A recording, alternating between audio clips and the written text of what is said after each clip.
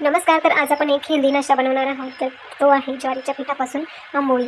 तर ही आंबोळी बनवण्यासाठी मी इथे 1 वाटी ज्वारीचं पीठ घेतलेलं आहे. त्यानंतर 2 चम्मच फ्रेश दही आपण याच्यामध्ये ॲड केलेलं आहे.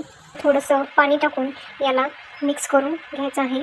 तर हे मिक्स करत असताना याच्या पूर्णपणे गाठी ह्या मोडल्या पाहिजे आणि पीठ हे एकदम सॉफ्ट झालं पाहिजे.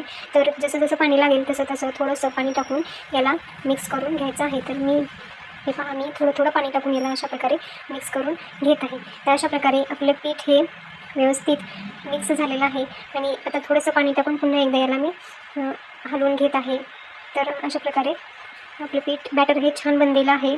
आता याच्यामध्ये आपल्याला टाकायचं आहे एक थोडीशी बारीक चिरलेली कोथिंबीर. तुमच्याकडे जर मेथी असेल तर तुम्ही मेथीसुद्धा याच्यामध्ये टाकू शकता. तर मी हिरवी मिरची आणि लसूण याचंसुद्धा वाटण करून घेतलेलं होतं आणि ते याच्यामध्ये घालत आहे. तर याने आपल्या आंबोळीला छान अशी टेस्ट येते. तर अशा प्रकारे 2 चम्मच साजूक तूप मी याच्यामध्ये टाकत आहे. तुमच्याकडे जर तूप नसेल तर तुम्ही तेलसुद्धा टाकू शकता. तुपामुळे आपल्या आंबोळीला छान अशी टेस्ट येते. तर अशा प्रकारे छान असं हे आपलं बॅटर बनलेलं आहे. तर आता याला आपण एक 15 ते 20 मिनिट असंच झाकून ठेवूयात. तर तुमच्याकडे जर वेळ असेल तर तुम्ही अर्धा ताससुद्धा ठेवू शकता किंवा तुमच्याकडे जर वेळ नसेल तर तुम्ही लगेचसुद्धा करू शकता. तर अशा प्रकारे याच्यात चवीनुसार मी मीठ टाकत आहे. तर आता थोडंसं घट्ट वाटत आहे, त्याच्यामुळे पण 1-2 चम्मच पाणी याच्यामध्ये ॲड करून याला मिक्स करून घेऊयात. तर अशा प्रकारे छान असं पीठ बनलेलं आहे.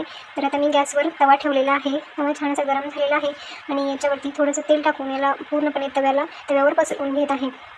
तर आता मोठ्या पळीने आपल्याला हे बॅटर तव्यावरती गोल असं पसरवून घ्यायचं आहे.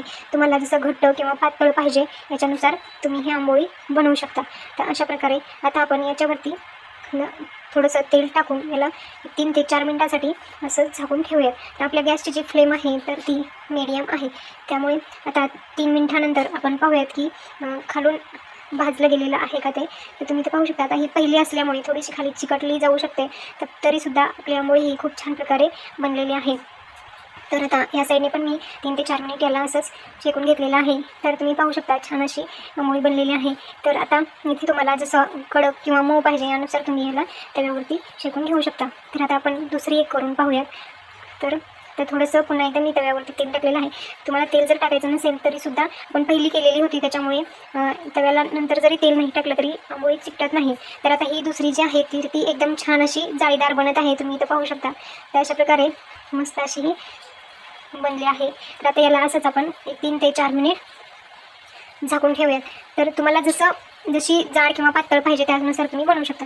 तर 3 ते 4 मिनिटानंतर पहा किती छान असा कलर ह्या आपल्या आंबोळीला आलेला आहे आणि खाली चिकटतसुद्धा नाही, कारण ही आपण दुसरी करत आहोत. तर अशा प्रकारे मस्त खूप छान असा कलर आलेला आहे. तर अशा प्रकारे आपण पुन्हा एकदा याला खालची साईड शेकण्यासाठी 1-4 मिनिट असंच झाकून ठेवूया.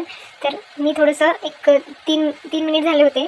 तर मी याला पाहत होते की खाली शेकलं गेलेलं आहे का ते. तर हे वरती असं चिकटलं गेलं आहे. तर अशा प्रकारे